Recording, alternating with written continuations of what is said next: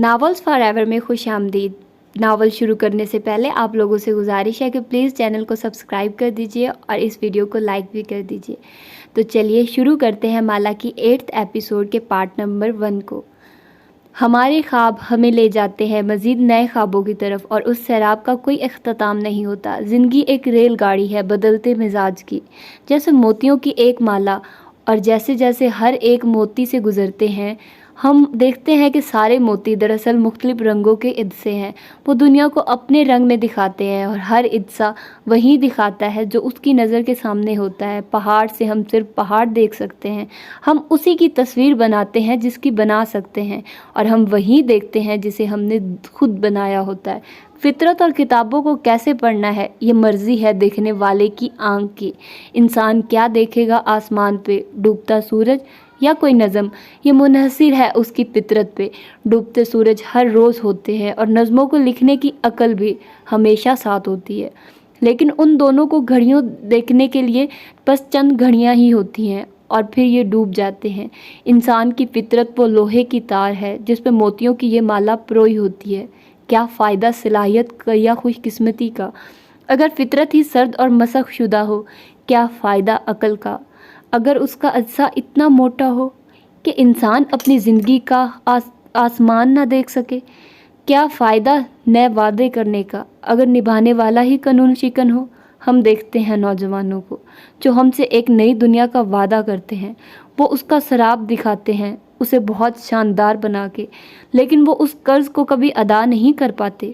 وہ جلد مر جاتے ہیں اور حساب سے بچ جاتے ہیں، یا اگر وہ رہیں زندہ تو وہ دنیا کی بھیڑ میں کھو جاتے ہیں۔ ریسٹورنٹ کی چھت سے کرسٹل بالز کی شکل کے بلب لٹک رہے تھے، سارے کو ہلکے نیلے اور سفید رنگ نے سجایا گیا تھا۔ میزوں پہ اجلے سفید رومال بچھے تھے، مرکزی دیوار کے ساتھ ایک بے نیاز آرٹسٹ بیٹھا تھا، وائلن بجا رہا تھا۔ اس کی آواز میں ویٹرز کی چاپ، کٹلری کی چھنک، مدھم سرگوشیوں اور ہلکے قہقہوں کی آمیزش بھی سنائی دیتی تھی۔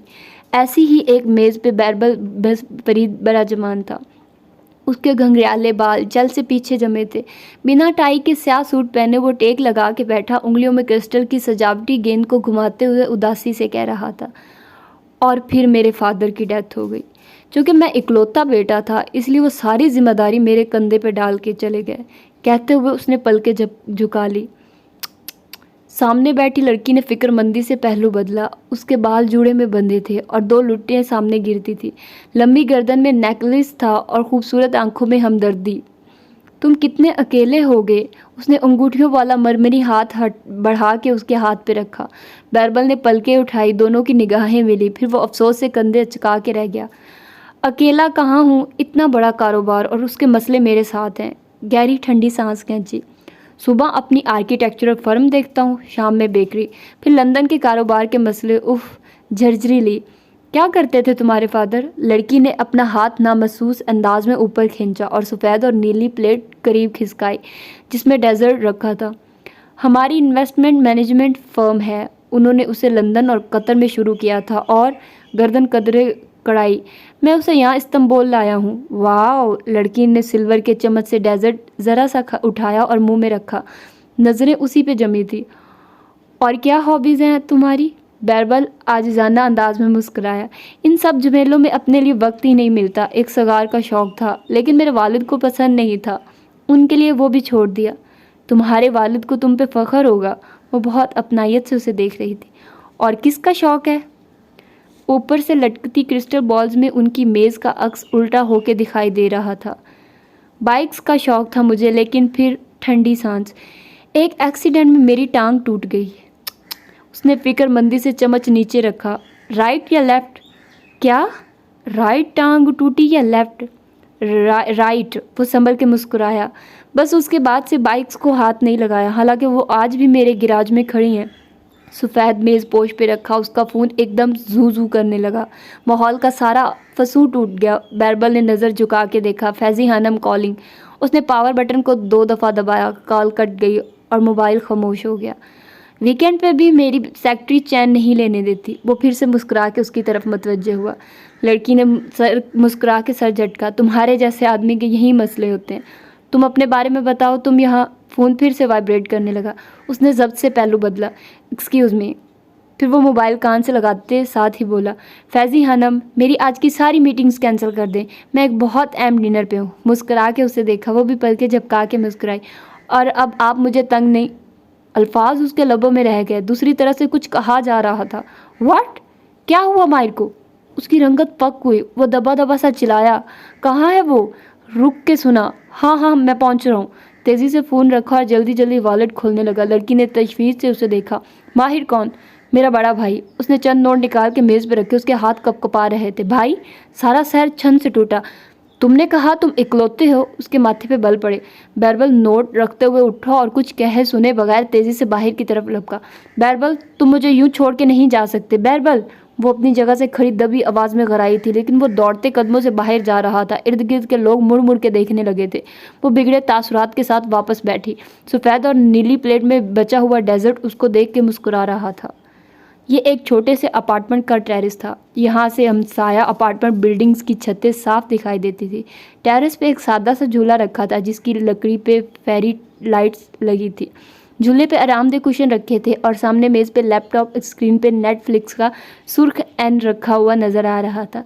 ساتھ ہی کیریمل پاپ کارن کا بھرا ہوا پیالہ دھرا تھا جن سے خوشبو اٹھ رہی تھی۔ ٹیرس پہ بنا یہ چھوٹا مگر آرام دہ سا سیٹ اپ ویکینڈ کا اعلان کر رہا تھا۔ دفتر اندرونی دروازے سے شبنم آتی دکھائی دی، پیروں میں کپڑے کے چپل پہنے، بالوں کو تولیوں کی پگڑی میں لپیٹے وہ نائٹ سوٹ میں ملبوس تھی۔ ایک فخریہ نظر اس نے اپنے جگمگاتے ہوئے جھولے پہ ڈالی اور پھر سر اٹھا کے آسمان کو دیکھا جہاں چند تارے دکھائی دے رہے تھے۔ سارا ہفتہ مجھے اس رات کا انتظار رہتا ہے، بالآخر آج مجھے ماہر بے نامی بلا تنگ نہیں کرے گی۔ وہ لاہور جا رہا تھا اور ویسے بھی وہ ویکینڈ پہ اس کو کم ہی تنگ کرتا تھا۔ وہ مسکرا کے جھولے پہ بیٹھی کے کشن میں دھن سی گئی اور پیر میز پہ رکھ لیے، پھر لیپ ٹاپ گود میں رکھا اور ایئر فونز کانوں میں گھسائے۔ 2.5 گھنٹے کی قسط دیکھنے کے لیے پاپ کارن بناتی ہوں اور وہ 2.5 منٹ میں ختم بھی ہو جاتے ہیں، لیکن خیر۔ اس نے سر جھٹکا اور خوب سیٹ سیٹ ہو کے بیٹھنے کے بعد اسکرین آن کی۔ جہاں سے سلسلہ پچھلے ویکینڈ پہ ٹوٹا تھا وہاں سے جوڑا۔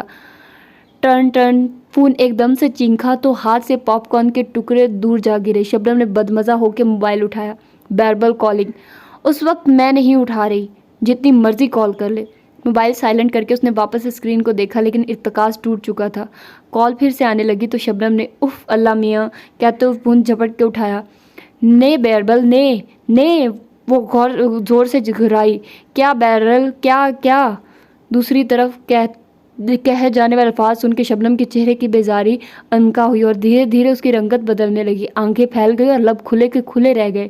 اگلے ہی لمحے اس نے تیزی سے ٹانگیں نیچے اتاری، لیپ ٹاپ میز پہ رکھا، جلدی سے پیر سلیپرز میں کسیڑے اور اٹھ کے اندر بھاگی۔ فیری لائٹ سے سجا جھولا، کیریمل سے سجے پاپ کارن اور ساکن ہوئی اسکرین مایوسی سے اسے دور جاتے ہوئے دیکھ رہے تھے۔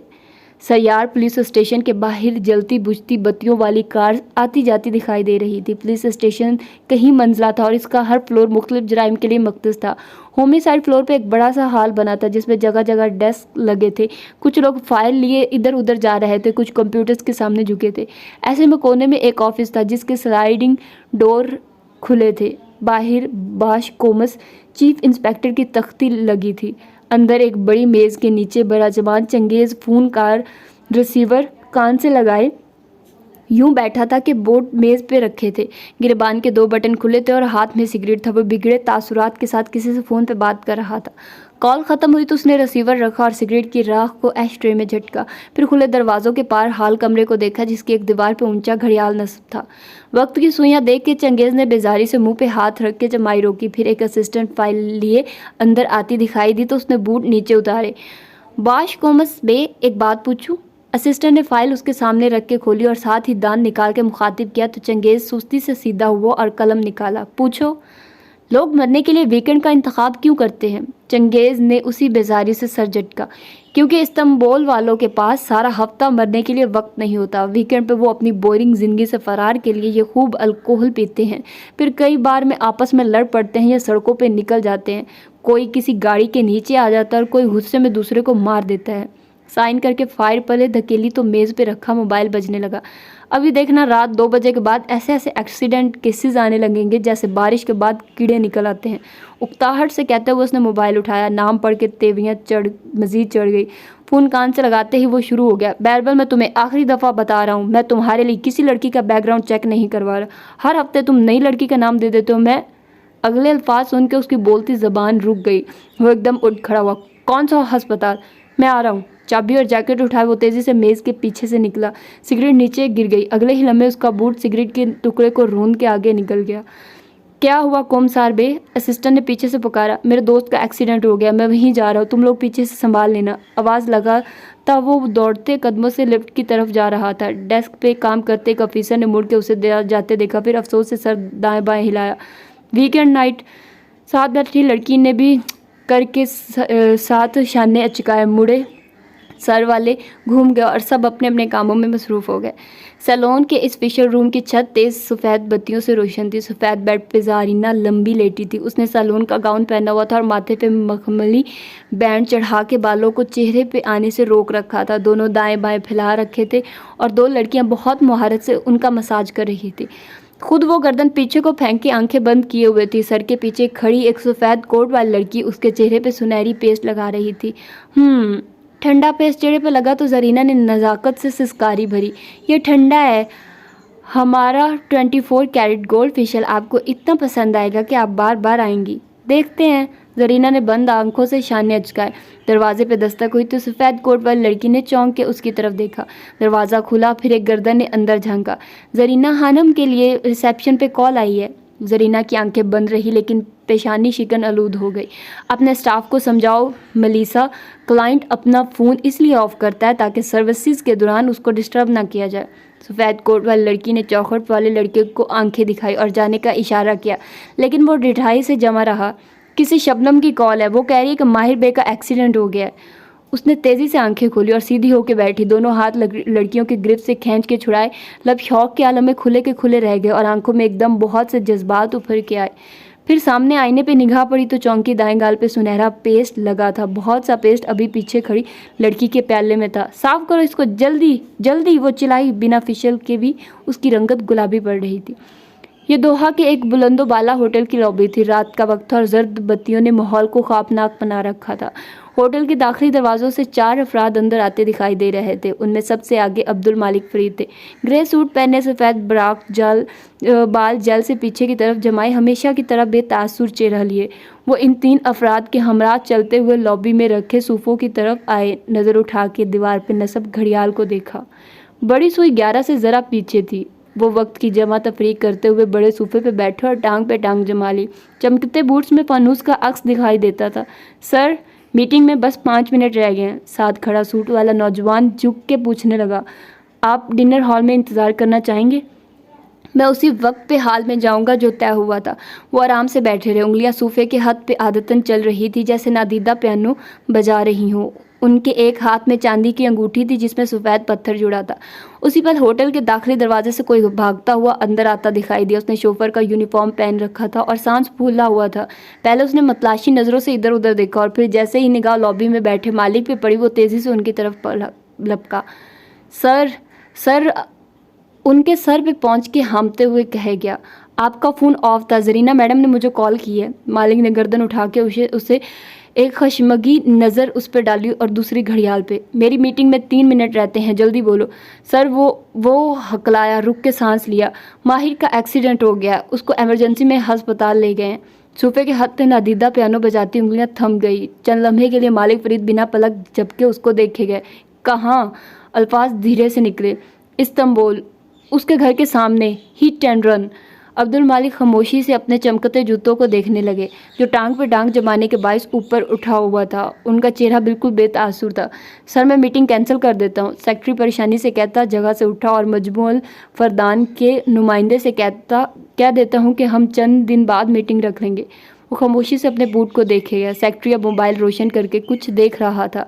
दोहा से इस्तांबुल के लिए पहली फ़्लाइट रात 11 बजे निकलेगी। सीट बुक करवा दूँ? नहीं। उनका लहजा ठंडा था। सेक्रेटरी रुक के उन्हें देखने लगा। सर, मीटिंग के साथ डिनर भी है, 3 घंटे लग जाएंगे। फ़्लाइट मिस हो गई तो अगली फ़्लाइट कल दोपहर की होगी। और तुमने वो किताब पढ़ी है, रिच डैड पुअर डैड? वो कोट का बटन बंद करते हुए उठे और सेक्रेटरी को बगौर देखा। उसका सर नफ़ी में हिल गया। जानता था, इसीलिए तुम सारी उम्र एक सेक्रेटरी रहोगे अमर, क्योंकि तुम्हारे पास मेरे भाई जैसा कोई बाप नहीं था जो तुम्हें यह समझाता कि अल फुरदान ग्रुप के साथ महीनों पहले तय की गई मीटिंग कैंसिल करना हमाकत से कम नहीं होता। लेकिन सर, माहिर अस्पताल में है। अगर मैंने ये मीटिंग छोड़ी तो माहिर मुझे कभी माफ़ नहीं करेगा। हम कल दोपहर की फ़्लाइट ले लेंगे। वो 2 कदम आगे बढ़े, फिर हाथ सोफे की पुष्ट पर रखा जैसे चक्का सा आया हो और बर वक्त सहारा ले आया हो। लम्हे भर के लिए कर्ब से आंखें बंद की और गहरी सांस अंदर खींची। फिर आंखें खोली तो चेहरा वापस रोबोट बन चुका था। अलबत्ता हाथों में मामूली सी कपकपाहट थी। वो आगे बढ़ गए और सेक्रेटरी हक्का बक्का सा पीछे भागा। शोफर मलामती नज़रों से उनको जाते देखता रहा। ऐसे भी क्या पैसे से मोहब्बत। मुबीन मंजिल की बलाई मंजिल पे बने स्टूडियो में पुराने पेंट और रोगन की मदम खुशबू फैली थी। शेल्फ में ऊपर तले रखे खाली डब्बे और दीवारों पे चिपचिपा कागज़ खामोशी से इन दोनों बहनों को देख रहे थे जो वस्त कमरे में मौजूद थी। माला ज़मीन पे बैठी गर्दन उठाए माही के चेहरे को देख रही थी जो एक कागज़ हाथ में लिए बेचैन सी खड़ी थी। तुम इसको पहचानती हो? माही ने सफ़ेद बालों वाले आदमी के चेहरे से नज़रें हटा के माला को देखा। 100%। तुम्हें नहीं याद? नहीं। कौन है ये? वो तेज़ी से उठी, यहाँ तक कि वो उसके बराबर खड़ी होगी और बेचैन नज़रों से उसका चेहरा टटोला। ये शकूर है, हमारे स्कूल का चपरासी। व्हाट? नामुमकिन। वो बदक के पीछे हटी, फिर तेज़ी से कागज़ खींचा और गौर से स्केच को देखा। अरे हाँ, ये तो शकूर है। उसने ताज्जुब से चेहरा उठाया। ये आमिल नहीं हो सकता। शायद बन गया हो। इंसान किस वक्त किस रास्ते पे चल निकले किसी को मालूम नहीं होता। माला लब काटते हुए इस चेहरे को देख रही थी। ज़हन के पर्दे पे एकदम बहुत से पुराने दिन लहराने लगे। वो सारे दिन जो यादाश्त के संदूक में महफूज करके उसे पक्के ताले लगाए थे कि कभी खुल ना सके, और अब एक ज़ोरदार आवाज़ के साथ पहला ताला चटका था। लेकिन शकूर तुम्हें नुकसान क्यों पहुंचाना चाहेगा? माही की सोच में उभरी आवाज़ गूंजी तो वो चौंकी, शान ने अचका दिए। एक वजह है उसके पास, वो बुड़बुड़ाई। माही ने चौंक के उसे देखा। उसकी रंगत सफ़ेद हो रही थी। कैसी वजह? ऐसा क्या है जो मैं नहीं जानती? उसने माला के चेहरे को खोजती नज़रों से देखा, लेकिन वो कुछ नहीं बोली, बस कागज़ तय करने लगी। दोहरा करके तय लगाई, फिर दूसरी तय। तुम पुरस्रार होती जा रही हो माला। तुमने मुझे वो राज भी नहीं बताया जो तुम्हें माँ की डेथ पे मालूम हुआ था और जिसके बायस तुम इतनी पुरसुकून थी। वो कागज़ को एक के बाद एक तह लगा रही थी। अब वो मोटा होता जा रहा था, सो उसे मोड़ने में मुश्किल हो रही थी। अब हम शकूर को कैसे ढूंढेंगे? माही खुनखारी। माला गायब दिमागी से कागज़ को दोहरा कर रही थी। माही ने उसके हाथ पे हाथ रखा तो वो चौंक के उसे देखने लगी। क्या कहा तुमने? तुम एक कागज़ को 7 दफ़ा से ज़्यादा फोल्ड नहीं कर सकती। कशमाला मुबीन ने गहरी सांस लेकर शाने चुकाए। वर्ल्ड रिकॉर्ड 12 दफ़ा का है। और वो दोनों धीरे से हंसी। माहौल में छाई सोगवारियत कम हुई। शकूर आमिल होगा, लेकिन वो किसी क्लाइंट के कहने पे हमारे ऊपर अमल कर रहा था। उसका क्लाइंट कौन हो सकता है? माही ने गाल पे उंगली रखी, फिर खुद ही जवाब दिया, यकीनन कबीरा ताई। हमने कबीरा ताई का क्या बिगाड़ा है? माला अफसोस से दीवार पे लगे कागज़ों को देख रही थी। माँ और मैंने उनका बहुत कुछ बिगाड़ा है, इसीलिए मेरी बेटी के पीछे पड़ी थी। हमारे ऊपर जादू करवाने वाले अमूमन करीबी रिश्तेदार ही निकलते हैं। फिर वो चौंकी, जैसे कुछ याद आया। माहिर का करीबी चच्चा। गड़बड़ा के तस्हीह की। माहिर फरीद का चच्चा जिसने ओशन ख़रीदा था, उसी के कहने पर ख़रीदा होगा। वो तलखी से बुड़बुड़ाई। उसने तुम्हें कॉल की थी लेकिन खुद मिलने नहीं आया था, अपने भतीजे को भेज दिया। वो तुम्हारा सामना करने से एतराज़ क्यों कर रहा था? मालूम नहीं। कशमाला ने लाइल्मी से शाने अचकाए। यकीनन वो ओशन आता रहता होगा, मेरा और उसका सामना हुआ होगा और वो दोबारा नहीं मिलना चाहता होगा। क्या तुम्हें उससे मुलाकात याद है? नहीं, शायद उसने अपना नाम ना बताया हो सकता है उसने माहिर फरीद को बताए बगैर। मैं उसको या उसके ख़ानदान को डिस्कस नहीं करना चाहती। वो एकदम बेजार हुई। और तुम्हें मैंने मना किया था उसके ख़ानदान को इंटरनेट पर स्टॉलिंग मत करो ना, दूर रहो मेरे मसलों से। उसके बदलते तेवर देख के माही ने जल्दी से इस बात में सर हिला दिया। माही लाख मुंह फट सही, वो उसकी बड़ी बहन थी। पल भर के लिए स्टूडियो में गैर आरामदेह सी खामोशी छा गई। फिर माँ अबीना खनखारी। नगीना आंटी इस रोज़ बता रही थी कि अगले हफ्ते ज़्यादा आएगा ताज़ियत के लिए और अपनी मंगनी के लिए। मालूम है तुम्हारी भी उससे मुलाकात हो जाएगी। माला पलट के तयशुदा कागज़ को एक फ़ोल्डर में डालने लगी। मैं ज़ियाद से मिल चुकी हूँ। कब? माला ने ताज्जुब से पलट के उसे देखा। सोहेल की शादी पे हम दोनों उससे मिले थे, याद नहीं? तब मैं ओशन की मैनेजर थी। मेरा दिमाग काम में इतना मसरूफ़ होता था कि यादाश्तें नहीं बनती थी। कशमाला ने एक ठंडी सांस खारिज की। उसमें तलखी भी थी और माजी का नॉस्टैल्जिया भी। जिस दिन मैंने कैफ को नौकरी दी थी उसी रोज़ मुझे ओशन से निकाला गया था। फिर से ठंडी सांस ली। और उस रात ज़ियाद और नगीना आंटी इस्लामाबाद आए थे। कुछ याद करके वो मुस्कुराई और वो ब्राउनीज़ लाए थे। मेहमानी ने मेरा हिस्सा निकाल के ऊपर भिजवा दिया था। एक मंजर ज़हन के पर्दे पे लहराया। गिले टेरेस पे खड़ी ब्राउनी खाती लड़की और नीचे पोर्च में खड़ा ज़ियाद सुल्तान जिसने सर उठा के ऊपर देखा था। क्या तुम उसकी मंगनी पे अफसुर्दा हो? माही ने गौर से उसकी मुस्कुराहट को महूम होते देखा। मैं बस उस आमिल को ढूंढना चाहती हूँ और उससे अपनी माँ को दी गई हर तकलीफ़ का हिसाब लेना चाहती हूँ। वो फोल्डर में रखे कागजात को तरतीब दे रही थी। माही खामोश हो गई। वो जानती थी कशमाला अपने गिर्द खींची ऊंची दीवारों को इतनी जल्दी नीचे नहीं करती। वो उस वक्त ना ज़ियाद सुल्तान की बात करना चाहती थी और ना ही उस इंसान की जिसे वो कैफ कहती थी। वैसे वो कहाँ रह गया? 2 दिन पहले कह रहा था कि ताज़ियत करने हमारे घर आएगा। वो सीढ़ियाँ नीचे उतरते हुए फ़ोन पे माहिर की चैट देख रही थी। उसकी जानिब खामोशी छाई थी। ना कोई पैगाम, ना कॉल। कमबख्त। वो खफगी से बुड़बुड़ा के आगे बढ़ गई। अस्पताल की राहदारी सर्द और सफ़ेद थी और इसमें किसी डिसइंफेक्टेंट की बू फैली थी। एक साइड पे रखे बेंचेस पे वो चंद अफराद बैठे दिखाई देते थे। ज़रीना टांग पे टांग जमाए बैठी इज़्तिराबी कैफियत में लंबे बालों को मुसलसल उंगली पे लपेट रही थी। करीबी बेंच पे शबनम बैठी थी। आज उसके सर पे स्कार्फ था और वो दोनों हाथ बाहम पंसाए ज़ेरे लब कुछ बुड़बुड़ा रही थी। उसकी आंखें किसी पेंडुलम की तरह सामने दाएं से बाएं टहलते बैरबल पे जमी थी। वो एक हाथ सर पे रख के सफ़ेद पड़े चेहरे के साथ कभी एक कोने में जाता कभी दूसरे में। बैरबल बैठ जाओ, तुम मुझे इरिटेट कर रहे हो। जरीना ने टांग से टांग हटा के जूता ज़मीन पे ज़ोर से रखा तो वो रुका। चंद लम्हे जब्त से उसे घूरता रहा। फिर शबनम के दूसरी जानब धप से आके बैठा। तुम कहाँ से थे वैसे? सवाल पे उसने चौंक के शबनम देखा और वो दुआ रोक के उसके नए सूट को मशकूक नज़रों से देख रही थी। एक वर्क मीटिंग में था। वर्क मीटिंग ने किस रंग की लिपस्टिक लगा रखी थी? उसने मासूमियत से पलके झपकाई। उसने जवाबन तेज़ नज़रों से शबनम को घूरा। कम से कम मेरी कोई लाइफ तो है। तुम्हारी तरह वीकेंड पे नेटफ्लिक्स के साथ पॉपकॉर्न नहीं खाता। यही कर रही होगी ना तुम इस वक्त? शबनम का चेहरा सुर्ख हुआ। हो ना हो कह के रुक उसकी तरफ से मोड़ के दोबारा से हाथ जोड़ लिया और ज़ेरे लब कुछ पढ़ने लगी। तेज़ कदमों की आवाज़ पे बैरबल जल्दी से उठ खड़ा हुआ। सामने से चंगेज़ चलता आ रहा था। कुछ मालूम हुआ? वो तकरीबन दौड़ के उसकी तरफ लपका। सीसीटीवी फुटेज के मुताबिक हमला आविर एसयूवी उसके इंतज़ार में रुकी खड़ी थी। उसको सड़क क्रॉस करते देख के आगे बढ़ी और टक्कर मार के निकल गई। यानी ये सरासर कातलाना हमला था। उसकी आंखें बेयकीनी से फैल गई। चंगेज़ ने इस्बात में सर हिला दिया। उसकी नंबर प्लेट गायब थी और चंद गलियों के बाद वो एक ऐसी स्ट्रीट में मुड़ गई है जहाँ कैमरे नहीं थे और वहीं से उसका सुराग हो गया है। लेकिन फिक्र मत करो, हम उसको तलाश कर लेंगे। उसने धीरे से बैरबल का कंधा थपका। कोई माहिर को क्यों मारना चाहता है? उसने कंधा हल्का सा पीछे किया। उसका दुबला पतला कंधा चंगेज़ के भारी हाथ की गिरफ्त में दबोचा हुआ महसूस होता था। माहिर के अंदर एक मकनातीस लगा है जो मुसीबत को अपनी जानिब खींचता है मेरे दोस्त। चंगेज़ के चेहरे पे अफसोस भी था और तकान भी। फिर उसने बंद दरवाज़ों की तरफ देखा। डॉक्टर्स क्या कह रहे हैं? सर्जरी हो रही है। उसकी बाएं टांग बुरी तरह मुतासिर हुई है। उसकी आंखों में गुलाबी सी नमी उभरी। वो ठीक हो जाएगा। माहिर बहुत सख्त जान है। उसका एक दफ़ा पहले भी बाइक एक्सीडेंट हुआ था। तब उसकी राइट टांग जख्मी हुई थी। राइट नहीं लेफ्ट। ज़ारा ने उसे घूरा। तब भी उसकी लेफ्ट टांग ही जख्मी हुई थी। ओह! बैरबल के लबों से एक तवील ओह खारिज हुई। चंगेज़ ने एक गहरी नज़र बेंच पे बेजार सी बैठी ज़रीना पे डाली। फिर उसे कोहनी से थाम के ज़रा फासले पे ले गया। ये उसी सफ़ेद बालों वाले मशकूक आदमी की बेटी है ना? उसने सरगोशी में पूछा। वो मशकूक आदमी नहीं, मेरा चचा है। वो बुरा मान गया था। वो माहिर से बहुत मोहब्बत करता है। वो कभी माहिर को नुकसान नहीं पहुँचाएगा। और कहाँ है वो इस वक्त?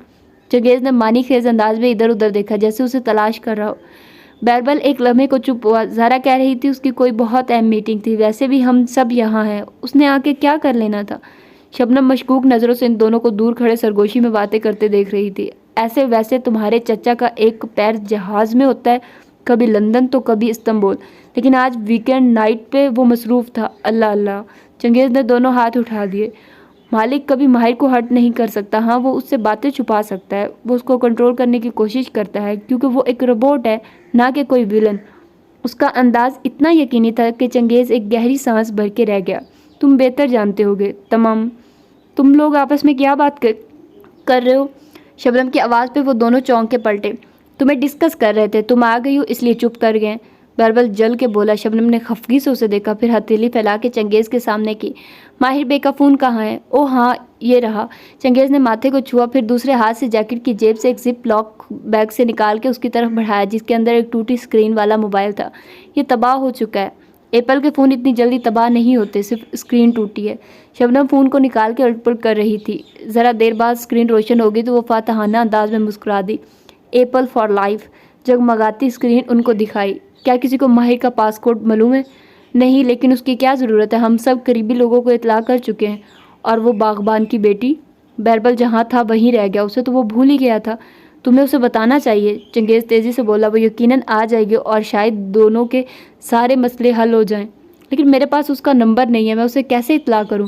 پھر کچھ سوچ کے اس نے نفی میں سر ہلا دیا۔ میرا نہیں خیال وہ ماہر کے لیے اتنی دور استنبول آنا چاہے گی۔ تم استنبول جانا چاہتی ہو؟ مالا کمرے میں آئی تو خالی بیڈ اس کا منتظر تھا، چادر بے شکن تھی اور دوائیاں سائڈ ٹیبل سے ہٹا دی گئی تھی۔ وہ چپ چاپ بیڈ کے کنارے پہ بیٹھی اور چادر پہ ہاتھ پھیرا۔ ماں کے ہوتے ہوئے اس کمرے میں کچھ مختلف سا تھا۔ وہی چوکھٹ میں آ کھڑا ہوا وہ بھی وہیں دیکھ رہا تھا جو اس کی نظروں میں تھا۔ وہ ماں کی رونق تھی، بڑوں کی اپنی رونق ہوتی ہے۔ سر جھکائے انگلیاں چادر پہ پھیرتے ہوئے کچھ محسوس کر رہی تھی۔ ہر کونے سے ان کی آواز آتی ہے۔ کمرے کا دروازہ کھولتی ہو تو لگتا وہ سامنے بیڈ پہ بیٹھی ہوں گی، ٹانگیں نیچے لٹکائے، گود میں دوائیوں کا باکس رکھے، سر جھکائے الجھی سی کچھ تلاش کر رہی ہوں گی۔ ہم اپنی ماؤں کو ہمیشہ کاموں میں پھنسا الجھا سا ہی دیکھتے ہیں۔ جب ان کی خدمت کروانے کی عمر آتی ہے تو وہ چلی جاتی ہیں۔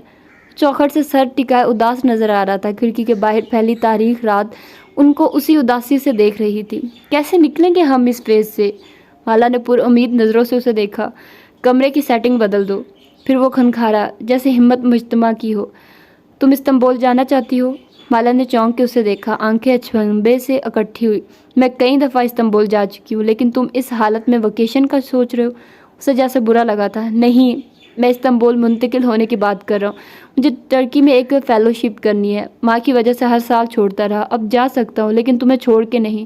تم ساتھ چلنے کی حامی بھرو تو میں اپلائی کروں گا۔ تم ماں کے غم سے فرار ہونا چاہتے ہو، حالانکہ اس غم سے کبھی فرار نہیں ملتا۔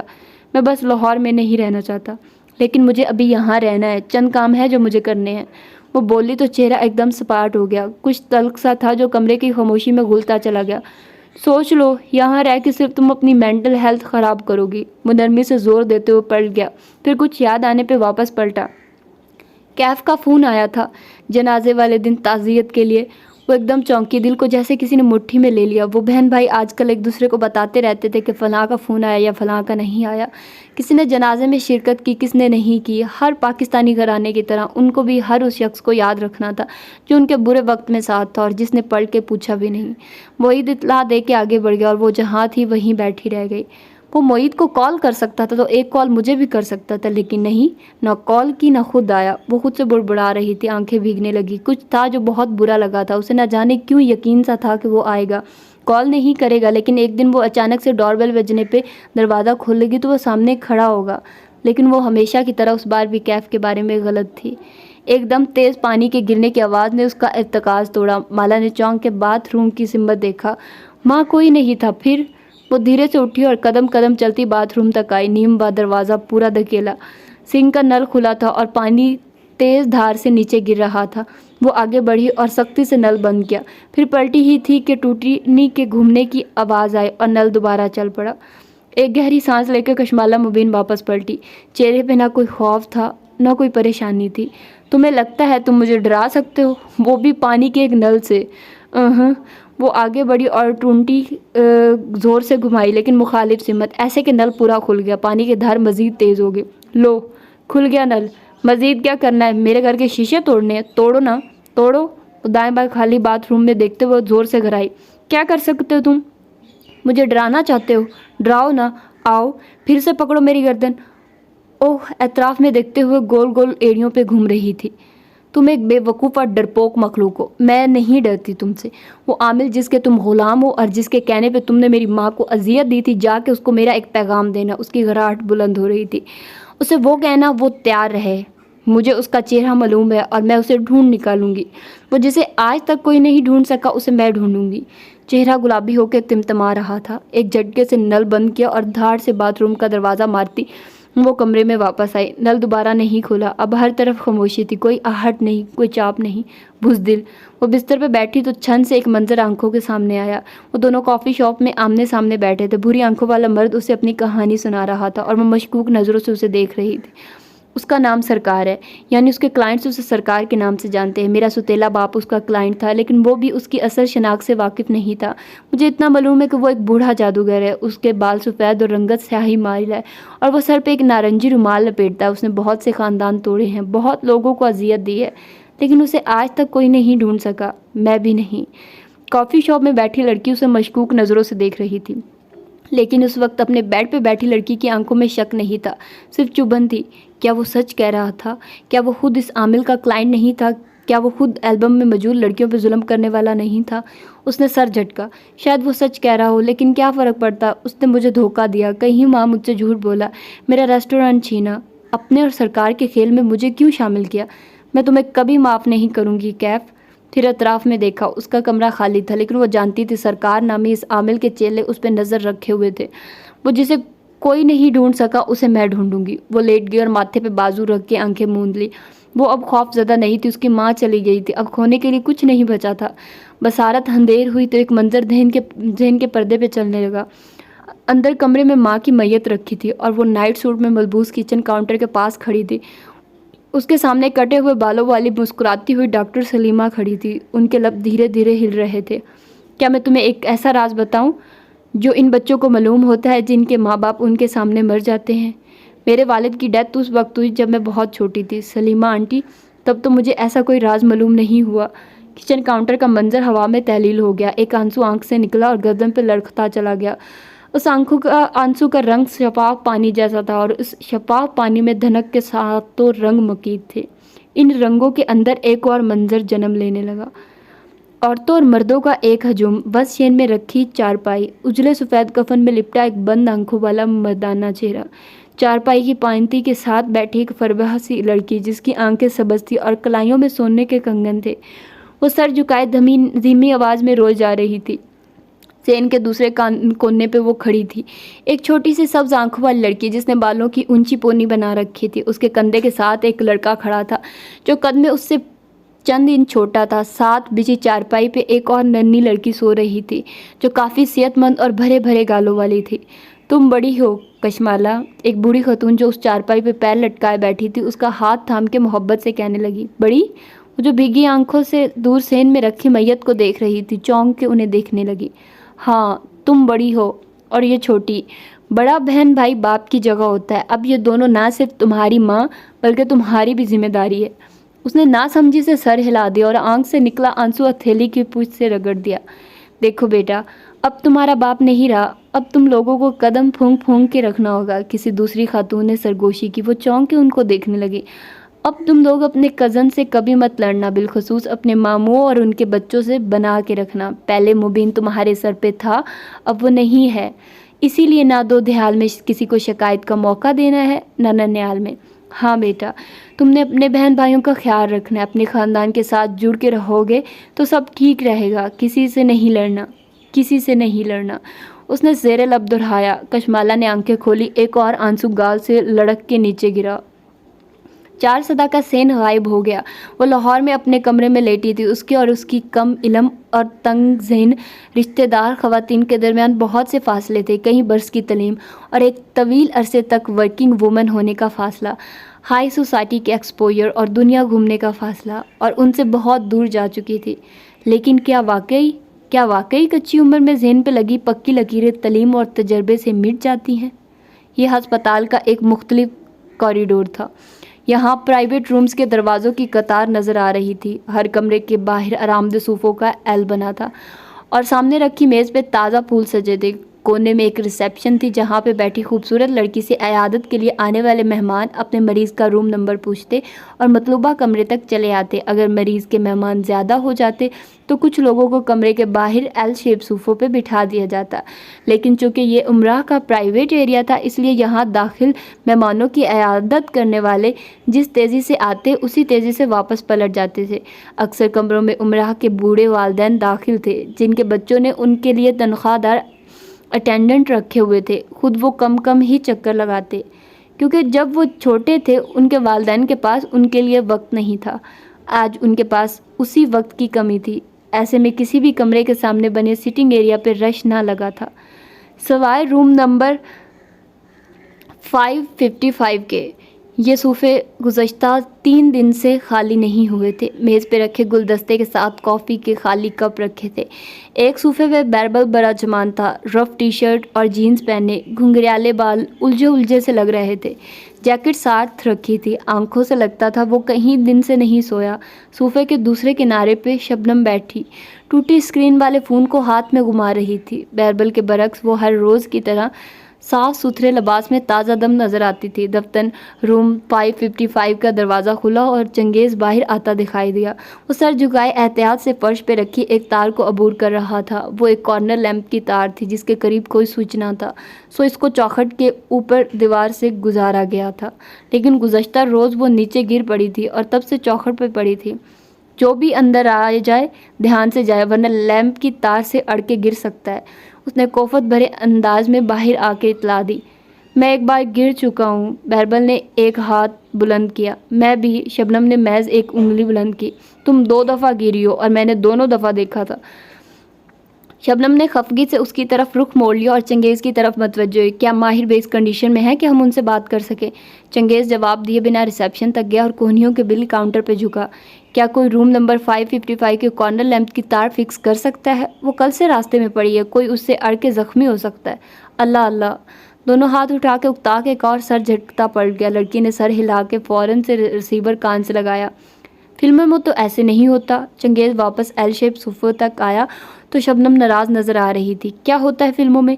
مریض کو جیسے ہی ہوش آتا ہے اس کے قریبی لوگ اس سے ملتے ہیں اور وہ آہستہ سے آنکھیں کھول کے ان کو دیکھتا ہے، چند اپنائیت بھری باتوں کے تبادلے ہوتے ہیں، وہ خفگی سے کہہ رہی تھی۔ اور یہاں جب سے سرجری کے بعد ماہر کو ہوش آیا اس نے ایک دفعہ بھی ہم میں سے کسی کو نہیں دیکھا اور صرف درد سے چلائے جا رہا ہے کیونکہ اس کو درد ہو رہا ہے شبنم خانم۔ وہ صوفے پہ بیٹھتے ہوئے سمجھانے والے انداز میں کہنے لگا۔ تمہاری فلموں میں ہر زخم کے ساتھ ہیرو کی برداشت بڑھتی جاتی ہے، لیکن حقیقی زندگی میں ایسا نہیں ہوتا۔ انسان کی درد برداشت کرنے کی ہمت ہر نئی تکلیف پہ کم ہو جاتی ہے۔ یہ ماہر کا پہلا ایکسیڈنٹ نہیں ہے، اس لیے اس کی تکلیف بہت زیادہ ہے، اس لیے اسے دواؤں کی زیر اثر سلائے رکھنے میں ہی بہتری ہے۔ میں نے کبھی سوچا بھی نہیں تھا کہ ماہر درد سے اتنا چلا سکتا ہے۔ شبنم نے دونوں کانوں کو چھوا۔ تھوڑی دیر کے لیے سٹنگ ایریا میں خاموشی چھا گئی۔ وہ دونوں اپنے اپنے فون پہ لگے تھے۔ دفتر شبنم کھنکھاری۔ ہم تینوں باری باری یہاں آ کے ڈیوٹی دیتے ہیں۔ ہسپتال والے بھی سوچتے ہوں گے کہ ہماری کوئی لائف نہیں ہے۔ اپنی بات کرو، میری لائف ہے۔ بیربل نے فون اسکرول کرتے ہوئے سر جھٹکا۔ اچھا، جب ماہر کے ایکسیڈنٹ کی خبر آئی تو تم کیا کر رہے تھے؟ میں ایک خوبصورت لڑکی کے ساتھ ڈنر کر رہا تھا۔ اس نے مسکرا کے پلکیں جھپکائی تو شبنم بھی مسکرائی۔ اور تب سے اس خوبصورت لڑکی نے تمہیں ایک کال نہیں کی؟ بیربل کی مسکراہٹ غائب ہوئی، منہ میں کچھ بڑبڑا کے واپس فون پہ جھک گیا۔ جب سے ماہر کا ایکسیڈنٹ ہوا ہم سب کی زندگیاں رک گئی ہیں۔ چنگیز بھی فون پہ لگا تھا۔ وہ خود سے بولنے لگی۔ زرینہ خانم کو دیکھ لو، صرف 2 دفعہ آئی ہے کیونکہ اس کی لائف ہے، پھر وہ کیف سنبھال رہی ہے، مالک اپنا کاروبار سنبھال رہا ہے، سب کی لائف ہے سوائے ہم تینوں کے، کیونکہ شاید ہماری زندگیاں صرف ماہر کے گرد گھومتی تھی۔ تمہارے خاموش ہونے کی کوئی ٹائمنگ ہے یا اپ مرضی سے ہوتی ہو؟ بیربل فون پہ چہرہ جھکائے بولا تو شبنم کا چہرہ سرخ ہوا، لیکن اس سے پہلے کہ وہ کوئی جواب دیتی بھاری جوتوں کی آواز سنائی دی۔ ان تینوں نے سر اٹھا کے اس طرف دیکھا۔ عبد المالک فرید سامنے سے چلے آ رہے تھے۔ ان کا سوٹ آج بھی بے شکن تھا، سفید بال جل سے جمے تھے اور چہرہ بے تاثر تھا۔ شبنم اور بیربل بے اختیار کھڑے ہو گئے۔ چنگیز نہیں اٹھا، وہ اپنی جگہ پہ بیٹھا، آنکھوں کی پتلیاں سکیڑے انہیں آتے دیکھے گیا۔ ماہر کیسا ہے؟ مالک ایک صوفے پہ بیٹھے اور ٹانگ پہ ٹانگ جما لی۔ اس کی حالت سٹیبل ہے، لیکن سرجری کے بعد سے اس کو بہت تکلیف ہو رہی ہے، اس لیے اسے زیادہ وقت سیڈیٹڈ رکھتے ہیں۔ بیربل واپس بیٹھتے ہوئے دھیمی آواز میں بتانے لگا۔ چنگیز بغور ان دونوں کے چہرے دیکھ رہا تھا۔ یہ وہی ٹانگ ہے؟ مالک کا لہجہ خشک تھا۔ بیربل نے سر کو ہلکی سی جنبش دی اور باہر بند دروازے کی طرف اشارہ کیا۔ تم مجھ سے مل سکتے ہو، جب وہ ہوش میں آئے تب مل لوں گا، مجھے اس کو چینختے چلاتے دیکھنا پسند نہیں ہے۔ مالک 2 ٹوک انداز میں کہہ کے بند دروازے کو دیکھنے لگے۔ نظریں دروازے پہ لکھے نمبر پہ تھی، 555، ماہر کا لکی نمبر 5۔ یہ کمرہ کس نے منتخب کیا تھا؟ شبنم نے ایک ہاتھ اونچا کیا۔ مالک نے ایک خاموش نظر اس پہ ڈالی اور واپس دروازے کو دیکھنے لگے۔ چند لمحے خاموشی سے گزرے، پھر بیربل خنکھارا۔ مجھے لگتا ہے ماہر کو کسی نے مارنے کی کوشش کی ہے، یقیناً اس مصیبت کو بھی خود اسی نے دعوت دی ہوگی۔ ان کا لہجہ سرد اور بے تاثر تھا، جذبات سے مکمل آری۔ آپ اتنے دن سے کہاں تھے؟ چنگیز کی نظریں ان پہ جمی تھی۔ مالک نے چہرہ موڑ کے اسے دیکھا۔ اور تم کون ہو؟ باش کومسر چنگیز، چیف انسپیکٹر چنگیز۔ اس نے والیٹ کھول کے اپنا بیج دکھایا، گردن خود بخود اکڑ گئی۔ میں ضرور بتاؤں گا کہ میں اتنے دن سے کہاں تھا چنگیز افندی، لیکن میں ابھی فلائٹ سے آیا ہوں اور میں تھکا ہوا ہوں۔ مالک فرید کی چبھتی نظریں اس پہ جمی تھی اور لب میں کان کی انداز میں ہل رہے تھے۔ پہلے میں زارا کے اپارٹمنٹ جاؤں گا، وہاں فریش ہوں گا، پھر میں ڈی جی احمد گنگال مدر لو سروس کے ساتھ شہر سے باہر جنگل میں شوٹنگ کے لیے جاؤں گا۔ چنگیز کی کمر سیدھی ہوئی۔ ہم کچھ دیر کے لیے ٹیکنیکل شوٹنگ کریں گے اور پھر میں اس سے پوچھوں گا کہ سریار کباش کومسر میرے بھتیجے کے ایکسیڈنٹ کی تفتیش کرنے کے بجائے ہسپتال میں بیٹھا کیا کر رہا تھا۔ میں ابھی آیا تھا۔ چنگیز تیزی سے اٹھ کھڑا ہوا، رنگت بدلی تھی۔ ہم اس کار کو ڈھونڈنے کی کوشش کر رہے ہیں۔ مجھے تمہاری پروگریس رپورٹ تمہارے باس سے مل جائے گی۔ باش کومسر بے ٹانگ پہ ٹانگ جمائے بیٹھے مالک نے کندھے اچکا دیے۔ اس کی برفیلی نظریں چنگیز کے وجود میں پیوست ہو رہی تھی۔ بیربل فرید کے چہرے پہ ہلکی سی مسکراہٹ ابھر کے معدوم ہوئی۔ میں چند ضروری کام نپٹا کے آتا ہوں۔ چنگیز نے سر کو خم دیا اور ان دونوں سے نگاہ ملائے بغیر تیزی سے لفٹ کی طرف بڑھ گیا۔ مالک بے شبنم خنخاری، وہ ماہر کا بہت اچھا دوست اور کیا میں نے تم سے پوچھا ہے شبنم؟ وہ اب اس کی طرف متوجہ ہوئے۔ اس نے جلدی سے نفی میں سر ہلایا اور اٹھ کھڑی ہوئی۔ میں ماہر کو دیکھتی ہوں۔ وہ جلدی سے 555 کا دروازہ کھول کے اندر غائب ہوئی۔ دروازہ بند ہوتے ہی مالک نے کچھ کہنے کے لیے لب کھولے، لیکن بیربل نے ہاتھ اٹھا کے اسے روکا۔ 1 منٹ۔ وہ غور سے کچھ سن رہا تھا۔ لمحے بھر بعد اندر سے ٹھڈے کی آواز آئی اور پھر شبنم کا آؤچ، اور یہ ہوئی ہیٹرک۔ بیربل نے مطمئن سی سانس خارج کی اور پھر مالک کی طرف متوجہ ہوا۔ تم کچھ کہہ رہے تھے؟ کیا اس کی ٹانگ ٹھیک ہو جائے گی؟ وہ بغور بیربل کو دیکھ رہے تھے۔ آنکھوں کی برف ویسی ہی تھی۔ یہ گزشتہ ایکسیڈنٹ سے بدتر تھا، لیکن ڈاکٹرز کہہ رہے ہیں وہ چند ماہ میں اپنے قدموں پہ کھڑا ہو جائے گا۔ چند ماہ؟ وہ اب بیربل کو نہیں دیکھ رہے تھے۔ وہ چہرہ موڑے مخالف سمت میں کمروں کی قطار کے سامنے رکھے خالی صوفوں کو دیکھ رہے تھے۔ مالک وہ ٹھیک ہو جائے گا، پریشان مت ہو۔ بیربل بغور ان کا چہرہ دیکھتے ہوئے نرمی سے بولا۔ انہوں نے بس سر کو جنبش دی۔ تمہارے پاس اس لڑکی کا نمبر ہے؟ مالک نے چونک کے اسے دیکھا۔ کون سی لڑکی؟ وہی جس کو ماہر نے تمہارے کہنے پہ چھوڑ دیا تھا، کشمالہ۔ اس کی آنکھوں میں کچھ جتاتا ہوا تھا۔ ہاں ہے۔ کیوں؟ مالک کا چہرہ ویسا ہی تھا۔ اس کو کال کر کے بتا دو کہ ماہر کا ایکسیڈنٹ ہو گیا، شاید وہ آنا چاہے۔ اب تم اپنے بھائی کے لیے ہمدردی طلب کرو گے؟ بیربل پہ جمی ان کی نگاہوں میں ملامت ابھری تو اس کے ماتھے پہ بل پڑے۔ کیا تم اسے کال کر سکتے ہو؟ نہیں، کیونکہ ماہر ایسا کبھی نہیں چاہے گا کہ وہ اسے اس حالت میں دیکھے۔ میں اسے تم سے زیادہ جانتا ہوں بھی، یا شاید تم اسے بتانا نہیں چاہتے۔ بیربل کی آنکھوں میں جھنجھلاہٹ ابھری۔ اور ہاں، ماہر کو معلوم ہے کہ تم نے اس لڑکی کا ریسٹورنٹ بکوایا تھا۔ اسے بہت پہلے معلوم ہو جانا چاہیے تھا۔ اس نے کاغذات پہ خود دستخط کیے تھے۔ عبد المالک فرید اسی طرح پرسکون بیٹھے رہے۔ ان کے ہاتھ صوفے کے ہتھ پہ نادیدہ پیانو بجا رہے تھے۔ اس کے آنے سے شاید وہ جلد تندرست ہو جائے۔ کیا تم ایسا نہیں چاہتے؟ اب کہ بیربل نے لہجے کو بدل کے کہا، کوئی لڑکی کسی مرد کو تندرست نہیں کر سکتی۔ بہتر ہوگا تم اپنی توانائی اپنے بھائی کا خیال رکھنے پہ صرف کرو۔ اسی لہجے میں کہہ کے مالک نے اپنا موبائل نکالا اور اینک ناک پہ لگاتے ہوئے چہرہ اسکرین پہ جھکا دیا۔ بیربل بڑبڑاتے ہوئے رخ موڑ کے بیٹھ گیا۔ مبین منزل کے ڈرائنگ روم کی کھڑکی کے آگے سے آدھا پردہ ہٹا تھا اور سرما کی دھوپ اندر آ رہی تھی۔ خزاں نے بہت سے پتوں کو خشک کر کے گرا دیا تھا، لیکن ماں کے سدا بہار پودے ویسے ہی کھڑے تھے۔ فضا میں دھوئیں جیسی اسموک کی ملاوٹ بھی شروع ہو چکی تھی۔ ایسے میں ڈرائنگ روم کی خاموشی سے کو باہر سے آتی کسی پرندے کی سیٹی چیر رہی تھی۔ گھوں، ایک گھوں چھوٹا اور ایک بہت طویل۔ آواز میں وقفہ آیا تو صوفے پہ بیٹھی کشمالہ نے نظر اٹھا کے اسے دیکھا۔ سامنے بڑے صوفے کے کنارے پہ ضیاء سلطان بیٹھا تھا، پولو شرٹ کے اوپر پوری آستین کا سویٹر پہنے، سر جھکائے وہ آگے ہو کے بیٹھا تھا۔ جب سے میری امی بیمار ہوئی ہے، میں آپ کی کیفیت سمجھ سکتا ہوں۔ عجیب بے بسی ہے، کروں تو کیا کروں؟ اس نے چہرہ اٹھا کے کشمالہ کو دیکھا تو آنکھوں میں اداسی تھی۔ وہ اس اداسی کو پہچانتی تھی۔ علاج کروا رہے ہیں؟ وہ فکر مندی سے اسے دیکھ رہی تھی۔ اس کا گلابی سفید چہرہ میک اپ سے پاک تھا۔ بال اونچی پونی میں بندھے تھے اور پیروں میں عام سلیپر تھے۔ سیاہ شلوار قمیض کے اوپر وہ کندھوں پہ شال لپیٹے ہوئے تھی۔ سرما ابھی ٹھیک سے شروع نہیں ہوا تھا اور گھر کے اندر ہیٹر کی ضرورت نہیں پڑتی تھی۔ سب کر رہا ہوں کشمالہ، لیکن وہ تندرست نہیں ہیں اور میرا خوف ہر دن بڑھتا جا رہا ہے۔ اسے لگا اس کے سامنے ضیاء سلطان نہیں، اس کا اپنا وجود بیٹھا ہے، 6 ماہ پہلے کا وجود، ڈاکٹر ووہرا کے کلینک میں بیٹھی ڈری سہمی لڑکی۔ وہ ٹھیک ہو جائیں گی، میں دعا کروں گی۔ وہ ہلکا سا مسکرائی۔ وہ بھی مسکرا دیا، پھر غور سے اسے دیکھا۔ آپ کیسی ہیں؟ کھڑکی کے پار پرندے کی لمبی سی گھوم پھر سے سنائی دی تھی۔ وہ کہیں قریب ہی تھا، لیکن پردہ آدھا برابر ہونے کی وجہ سے دکھائی نہیں دے رہا تھا۔ मैं ठीक हूँ। चंद घंटे ठीक गुजरते हैं, माँ याद से निकल जाती हैं, फिर अचानक याद आता है कि माँ चली गई हैं और ये हकीकत किसी हथौड़े की मानित सर पे लगती है। ऐसी तकलीफ़ होती है कि लगता है दिल फट जाएगा। ऐसी घुटन के दिल चाहता है ज़ोर ज़ोर से चीखूं, और फिर चंद घंटे के लिए वो भूल जाती हैं और मैं अपने कामों में मसरूफ़ हो जाती हूँ। यूँ ये साइकिल चलता रहा है। मैं समझ सकता हूँ आपकी किस कैफियत से गुजर रही हैं। उसे समझ में नहीं आ रहा था जैसे कि वो क्या कहे। वो भीगी आंखों से मुस्कुरा दी। अक्सर मैं भूल जाती हूँ कि वो अब नहीं है। घर में दाखिल होती हूँ तो पहला ख्याल उनके पास जाके उन्हें सलाम कहने का आता है। शाम की चाय मैं उनका एक कप ज़्यादा बना देती हूँ। रात को उनकी इंसुलिन निकालने के लिए फ्रिज खोलती हूँ तो याद आता है कि अब किसी दवा की ज़रूरत नहीं रही। आप ठीक नहीं हैं, वो फिक्रमंदी से उसे देख रहा था।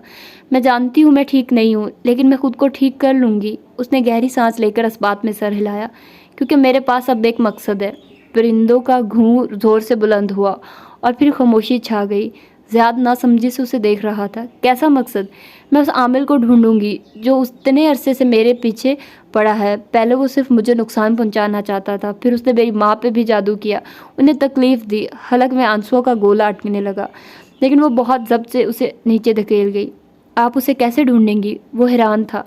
बताया तो आप मुझे मना करेंगे, कहेंगे ऐसे लोगों के पीछे नहीं जाना चाहिए, उनसे दूर रहने में भलाई है ना? वो धीरे से मुस्कुराया। नहीं, मैं आपको मना नहीं करूँगा। आप समझदार हैं और अपनी हिफाजत खुद कर सकती हैं। आप जो भी करना चाहेंगी मुझे अपने साथ खड़ा पाएंगी।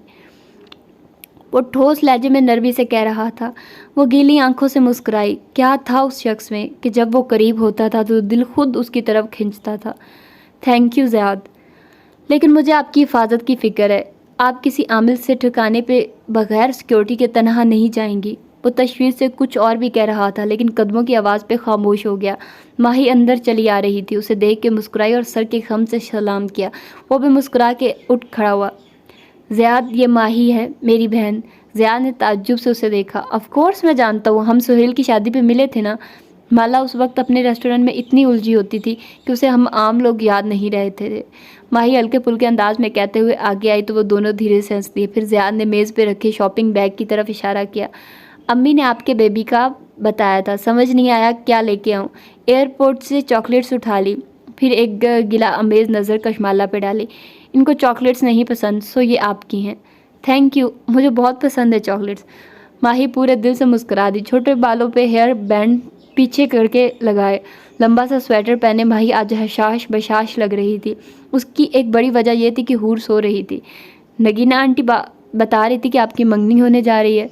माला ने उसे तादीबी नज़रों से घूरा, लेकिन वो माही थी। मज़े से कहते हुए सामने वाले सोफे पे बैठी। ज़ियाद सुल्तान के चेहरे पे एक साया सा लहराया, लेकिन वो फीका सा मुस्कुराया। अम्मी बीमार हैं और अब्बू की ख्वाहिश है कि उसने बात अधूरी छोड़ दी। ड्राइंग रूम में एक तनाव भरी खामोशी छाई थी कि बाहर से आती घुटर घूरने में से एक दफ़ा फिर तोड़ दिया। चलिए मुबारक हो। वैसे आपकी अगली किताब कहाँ पहुँची? माला की निगाहें पढ़ के उसने खुशगवार अंदाज से मौजू बदल दिया। लिख रहा हूँ। वो जैसे एकदम बेहतर महसूस करने लगा। मैंने आपकी पहली किताब कितनी दफ़ा ख़रीदने की कोशिश की, लेकिन मेरा कार्ड आपकी वेबसाइट पे काम नहीं कर रहा था।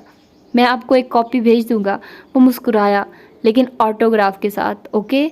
माही मुस्कुरा के मज़ीद कुछ कहती, लेकिन दूर कहीं से नन्ही हूर के रोने की आवाज़ आई। उसके चेहरे की सारी खुशगवारियत हवा हो गई। झुंझला के वो उठी। माँ इतनी तकलीफ़ बर्दाश्त करके बच्चे को दुनिया में लाती है, ऊपर से उसकी शक्ल बाप पे चली जाती है। अच्छा मजाक है।